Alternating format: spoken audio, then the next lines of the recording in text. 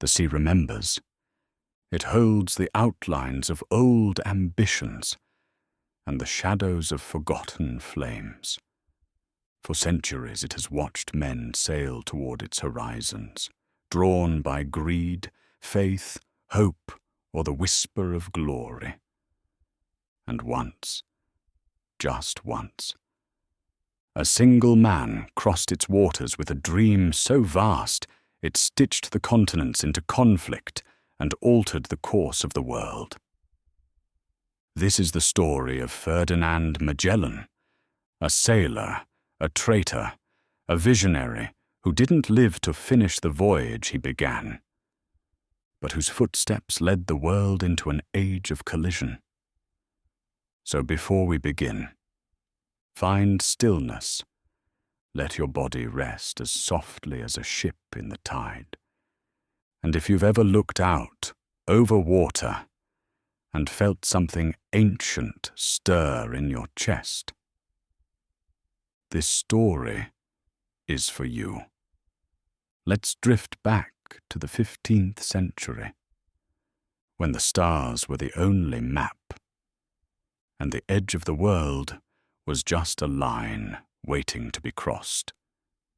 He was born in the soft hills of northern Portugal in the year 1480, a time when maps still lied and oceans ended in dragon-filled blanks. Ferdinand Magellan, as he was known then, came of age under skies thick with salt wind and empire. Portugal was rising. Spices from the east were worth their weight in gold, and the sea had become a highway of power. Magellan was born into minor nobility, enough to open doors, not enough to hold him back. At 12, he became a page in Queen Leonore's court, surrounded by books, astronomers, and cartographers. He listened, he watched, he learned. But books can only feed the hunger for so long. By his mid-20s, Magellan was at sea, serving in the fleets that clawed Portugal's empire across the Indian Ocean. He fought in Malacca, traded in Goa, watched men kill and die for cinnamon and nutmeg, and something settled in him. A question, a possibility, a whisper of a passage. Away to the east by sailing west. Spain and Portugal were the two sons of the European world, bound in rivalry, but tethered by treaty. In 1494, they had drawn an invisible line down the globe, the Treaty of Tordesillas.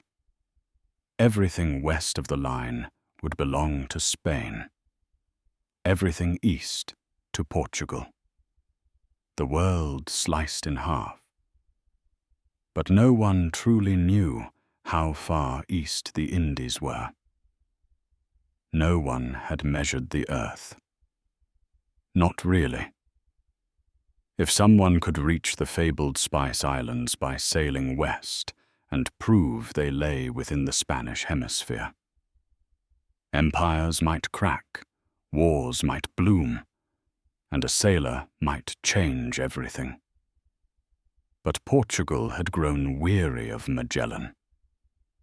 Wounded in battle, questioned by superiors, he fell from grace.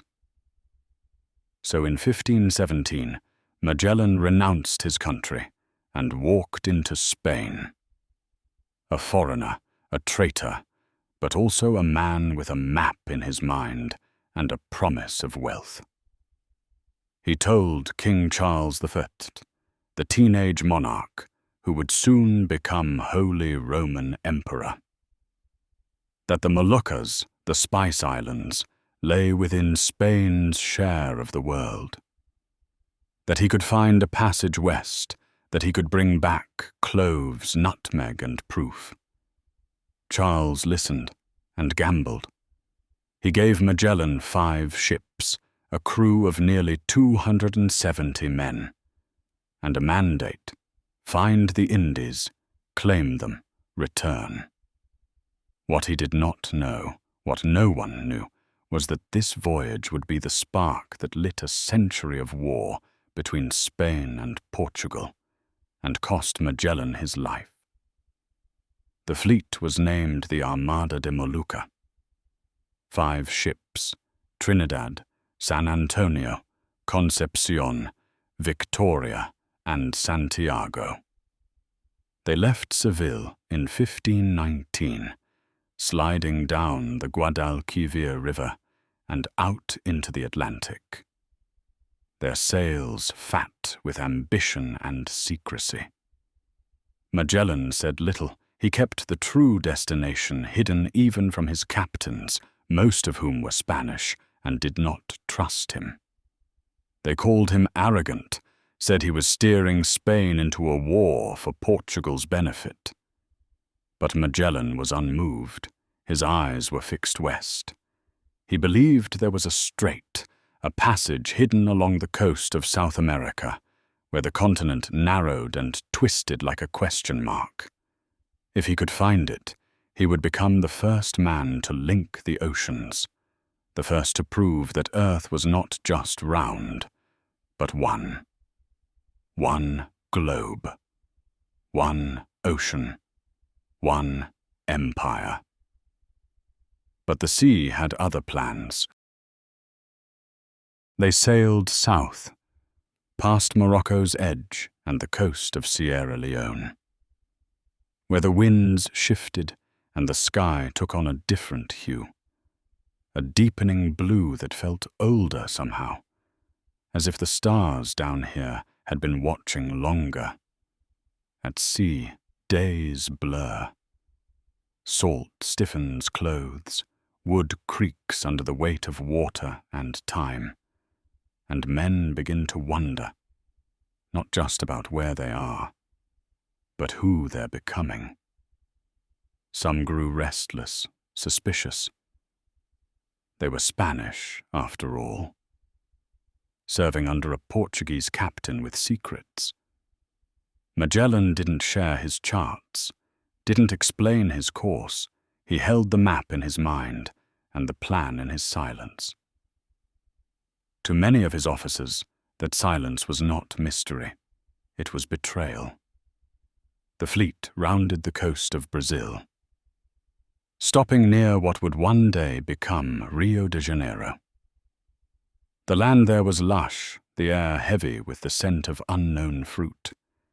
Natives came in canoes, offering goods and curious stares. And for a moment, it felt like the voyage had found peace, but it was illusion. The hardest waters were still ahead. They continued south along the jagged curve of the continent, following the edge of the unknown. Past towering cliffs, rivers that poured fresh water into the sea, and winds that howled like warnings. The weather grew colder, the stars shifted again. And then came the long pause at Port St. Julian. It was winter. The cold bit into the bones, and patience thinned with every gust of wind. There was no passage in sight, only ice-edged uncertainty. And that was when the mutiny came. 3 of the 5 ships rose against Magellan. Their Spanish captains accused him of deception, of risking them all for Portuguese glory. They tried to take the fleet, to turn back, to undo the voyage before it crossed into oblivion. But Magellan was ready. Under a veil of night, loyal men stormed the rebel ships.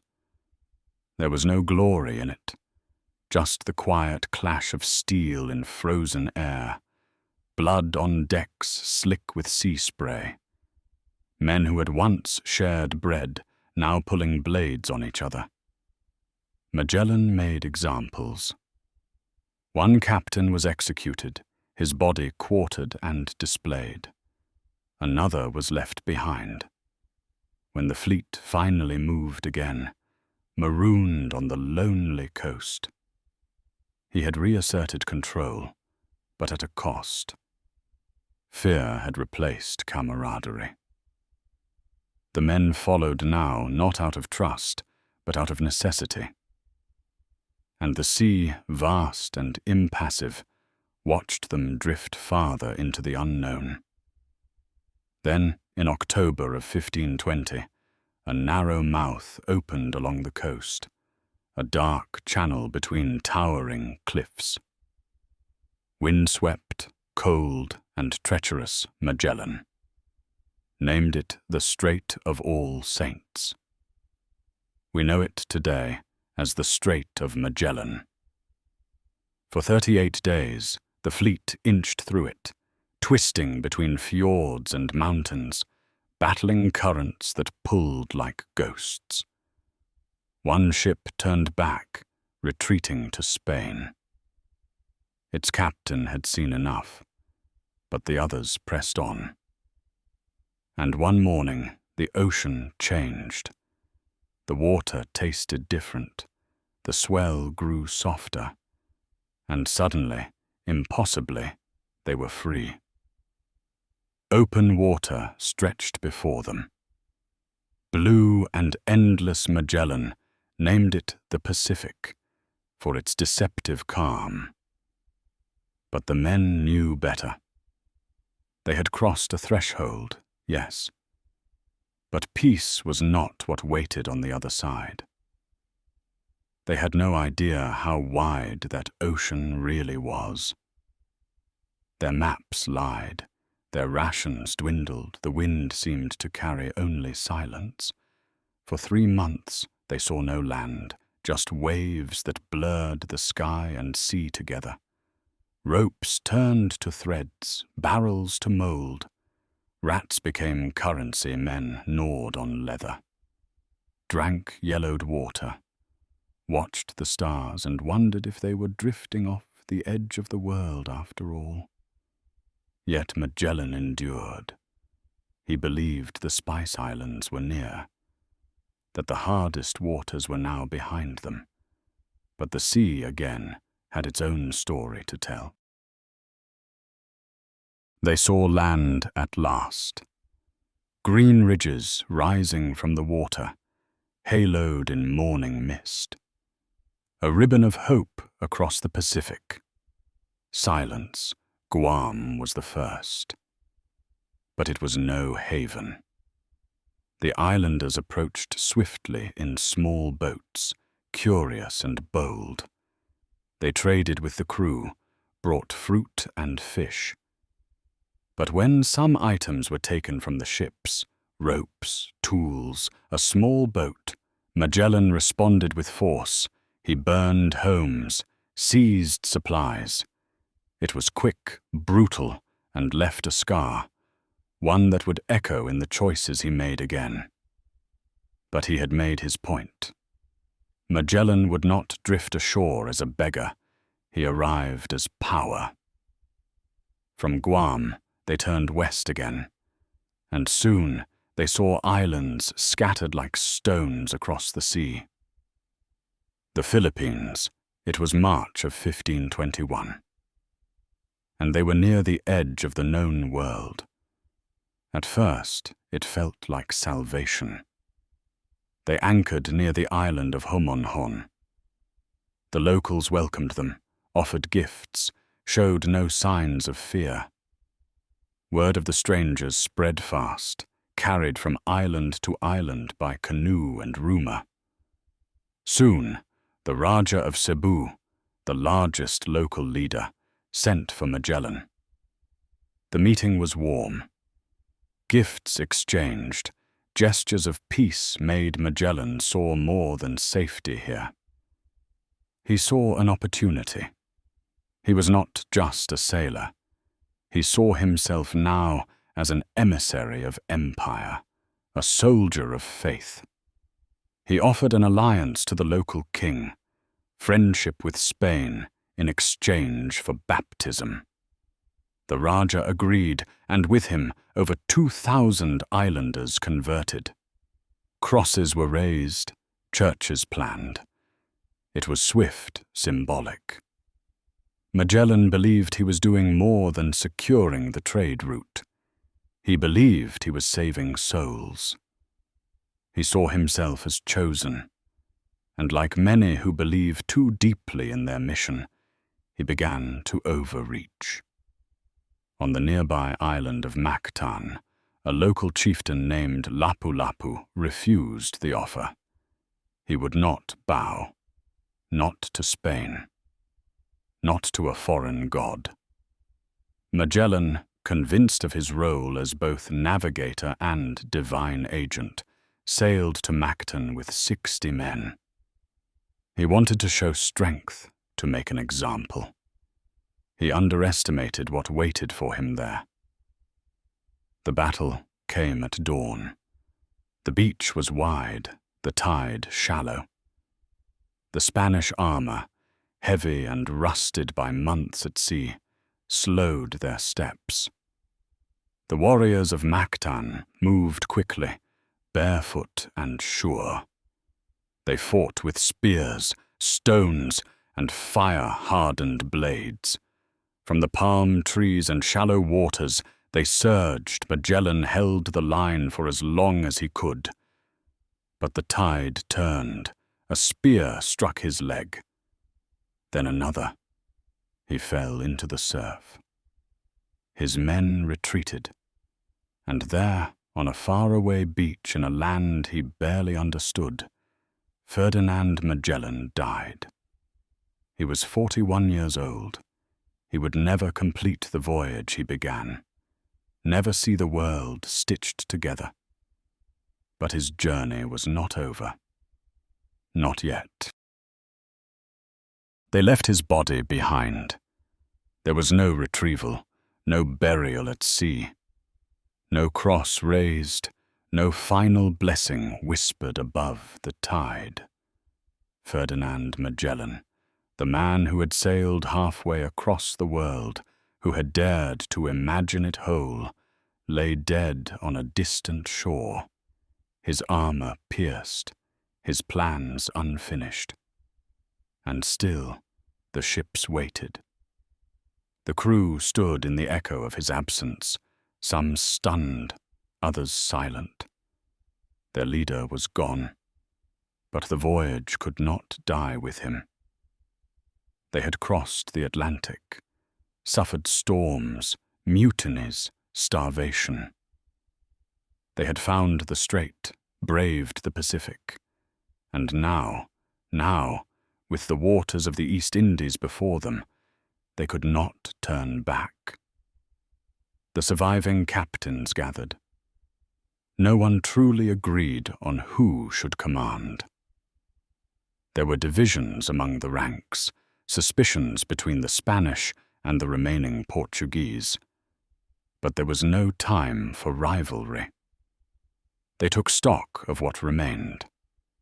3 ships, the Trinidad, the Victoria, and the Conception. But Conception had become too damaged to continue.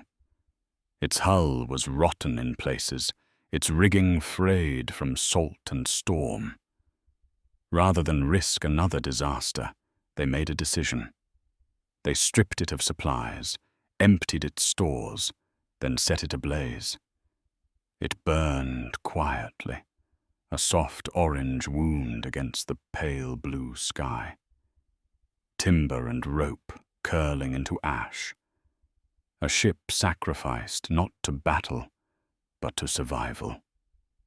2 vessels remained, Trinidad, Magellan's flagship, and Victoria, the smallest of the fleet. Their sails unfurled again, this time not for glory, but for home. They turned toward the Moluccas, the fabled Spice Islands, whispered of for centuries, and now finally within reach, a lattice of green islands, warm waters, and dense canopies, bursting with the rarest commodities in Europe. Nutmeg, cloves, cinnamon, all more precious than gold. Here the men found something like relief. Local rulers welcomed them. They bartered, they traded, they loaded the holds with sacks of spice, but shadows moved between the palms. Portugal's reach had already arrived. The Moluccas were not a secret, and agents of the Portuguese crown watched these foreign sailors with narrowed eyes. There was tension in the air, unspoken, but sharp. If the Spanish succeeded in bringing these spices home, it could shift the balance of power. A voyage begun in ambition could now end in war. Trinidad was deemed too battered to return via the Indian Ocean. Instead, her captain, Gomez de Espinosa, chose to try the Pacific route again, eastward, retracing the path Magellan had taken. It was a desperate hope, but they believed the prevailing winds would carry them faster, and perhaps, they thought, they could even reach New Spain, Mexico, if they veered north. Victoria, by contrast, would go west around Africa, into Portuguese waters. It was the longer route, more dangerous. But there was no other choice. She set out with 47 men aboard, led now by Juan Sebastian Elcano, a man hardened by hardship, steady in command, and unyielding in purpose. The crossing of the Indian Ocean was a test of endurance. Storms rose like mountains from the water. Supplies dwindled faster than expected. Sickness spread among the crew. Scurvy, dysentery, fevers with no name. They stopped only once, briefly, near the Cape Verde Islands. A Portuguese colony. They tried to disguise their ship, to pass as a neutral merchant vessel, but suspicions grew. Some men were captured, and with little time left, Elcano made the decision to flee. Victoria limped through the Atlantic, her sails worn to gauze, her timbers creaking under each wave. The food was gone. The water turned dark in the barrels. Of the 47 who left the Moluccas, many would not survive the final leg. And then, on September 6th, 1522, 3 years after they first left Spain, Victoria entered the harbour at Sanlúcar de Barrameda. She was barely a ship anymore, but she floated, and on her deck stood 18 men. Gaunt, quiet. Forever changed, the world had turned beneath them. They had circled the globe, and though Magellan had fallen before the circle closed, it was his vision that had brought them there, his map, his course, his defiance of the unknown. He did not return. But because of him, the world no longer seemed infinite.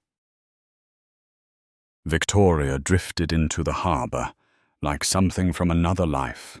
Her sails hung in tatters.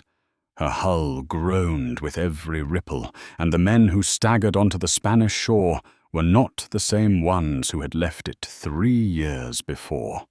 They were thinner now, faces hollow, eyes deeper.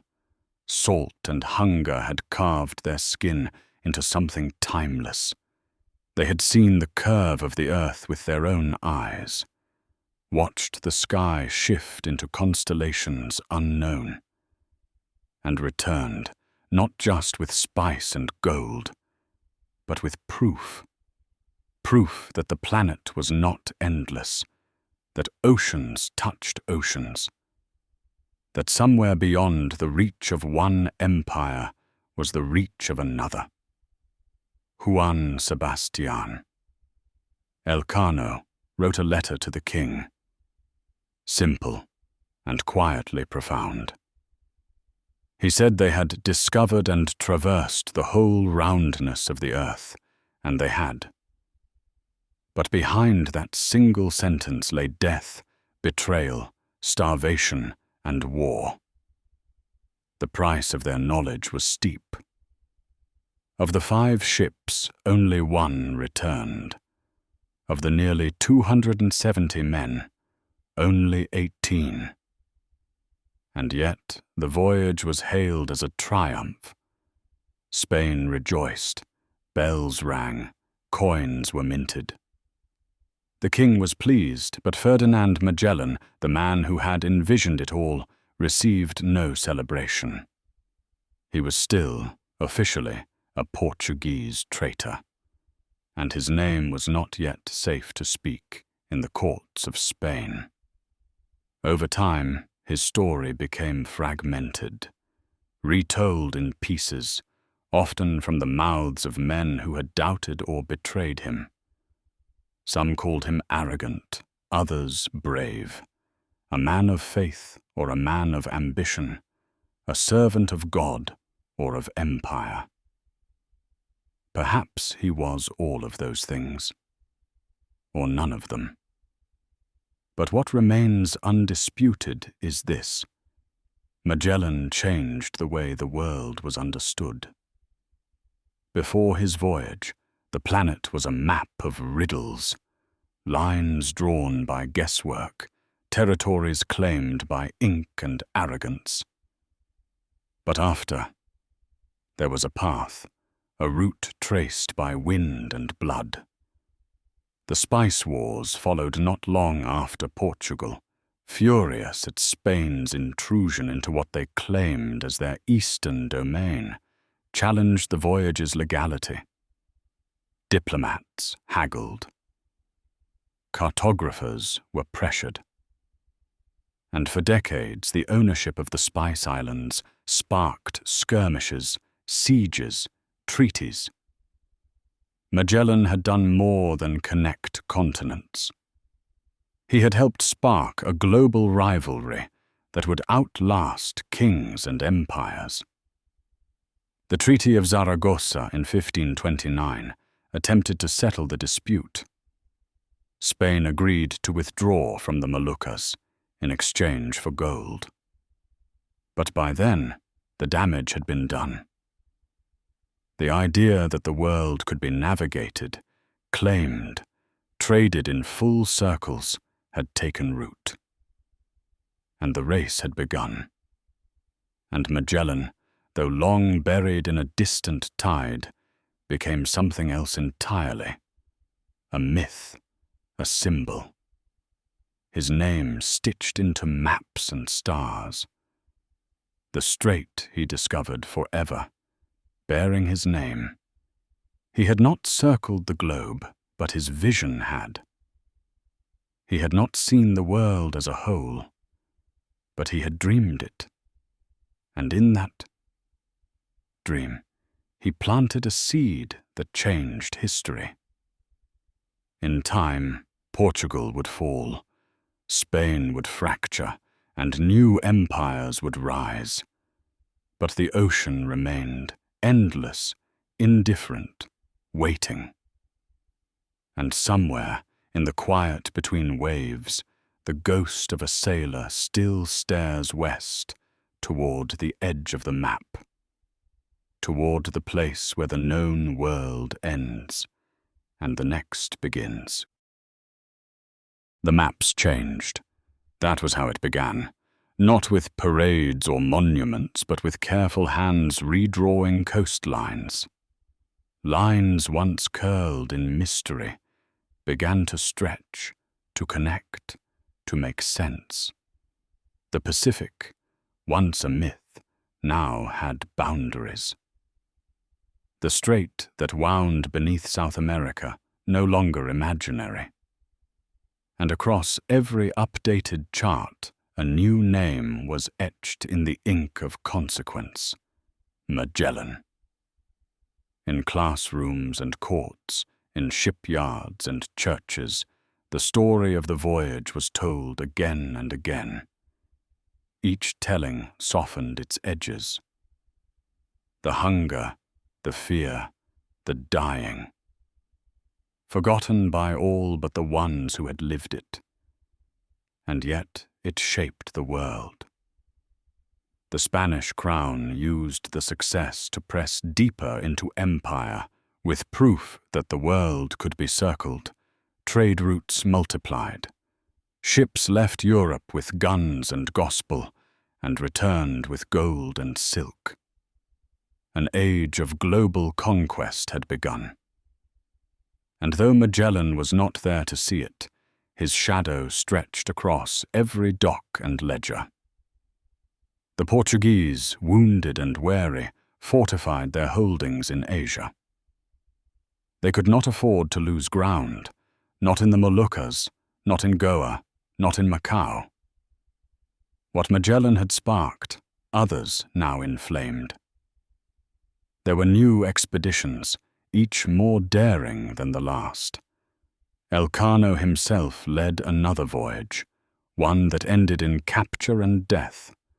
Others would attempt to find better routes, shorter passages, new worlds beyond the edge. None of them could step into Magellan's place. But all of them followed the trail he had blazed. The men who survived the voyage were granted pensions and honors, but many did not live long to enjoy them. Bodies worn from the sea often carry quiet illnesses. The salt stays in the bones, and Magellan's family, those still loyal to him in Portugal, received nothing. Their name remained clouded by politics. He had sailed under a foreign flag, and for that he was considered lost to them. History, though, was less bound by borders. Writers from many nations began to record his story, first in fragments, then in volumes. The Italian chronicler Antonio Pigafetta, who had survived the voyage and kept meticulous notes, published his journal. It spoke not just of ports and captains, but of stars, customs and rituals, of what it meant to sail beyond the limits of belief.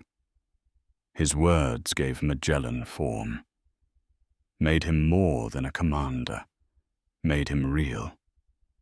And in time, even his enemies came to speak his name with a strange kind of reverence, not for his allegiance, not for his faith, but for the impossible path he had carved through sea and fate. For in truth, Magellan had not just charted a passage, he had confronted the size of the world with the scale of one man's will. It was not easy, and it was not without blood, but it was real. Children would learn his name in years to come. In classrooms smelling of paper and chalk, they would trace his journey on spinning globes. Fingers following the curve of continents, eyes wide at the sheer distance. What he had begun in 1519, in the waters beyond Seville, had become the story of a planet made small by courage. He had not been a perfect man. He had been proud, sometimes cruel. He had led with silence, punished with fire, and carried his own certainty like armor. But the ocean does not remember us for our flaws, only for our weight upon the water.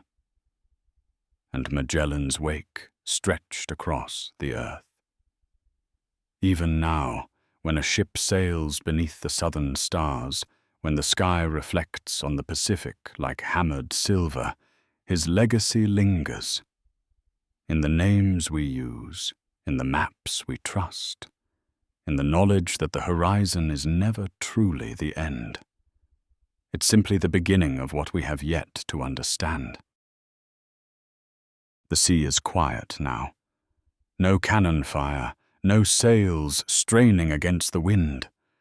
Only waves that rise and fall like the breath of something ancient. It has seen empires burn and borders dissolve. It has swallowed names, ships, and ambitions. But it has not forgotten. Ferdinand, Magellan did not live to see the journey complete, did not stand on the deck as Victoria limped into harbour, did not hear the bells ring in Spain or feel the warm crush of home after years adrift. But his vision returned, carried in the hearts of men who followed him, in the holds filled with spice, in the heavy silence of the final logbook entry. A man may die far from where he began, but his story can still find its way back. It is a strange legacy. For centuries, Magellan has been remembered as the first man to circumnavigate the globe. But he did not. He was cut down in the sand under the sun of a foreign shore. His death, sudden and brutal, nearly unravelled the voyage he had spent his life preparing. And yet his name endured, etched into atlases, taught in classrooms carried by satellites and space probes, reaching for new frontiers. Because the truth of exploration is this: it is rarely finished by the one who begins it. The first hand to draw the line may not be the one to close the circle, but without that first stroke, the map remains blank.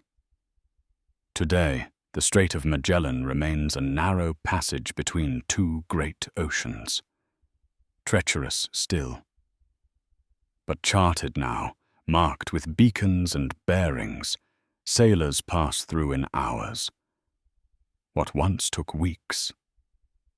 They read his name on digital screens, unaware perhaps of the hunger, the fear, the mutiny, and the midnight storms that gave that water its name. And across the Pacific, on the island of Mactan, a monument stands not for Magellan, but for Lapu Lapu, the man who defied him. A reminder that every legend has more than one side. That even in victory there is resistance, that the sea does not take sides. It only remembers. The voyage changed more than just maps. It altered how humanity saw itself, no longer as dwellers of fragmented lands, scattered and separate, but as people on a single sphere, spinning slowly in the dark, connected not just by sea routes and trade winds, but by the knowledge that every shore, no matter how distant, can be reached, that we are not as far from each other as we once believed. Thank you for listening. If this journey brought you peace, or helped you drift a little deeper into rest, gently like and subscribe. And share this story with someone who finds calm in forgotten history. Sleep well, and remember, some voyages never end. They ripple softly beneath the surface of time, waiting to be heard again, like a ship returning home in the dark.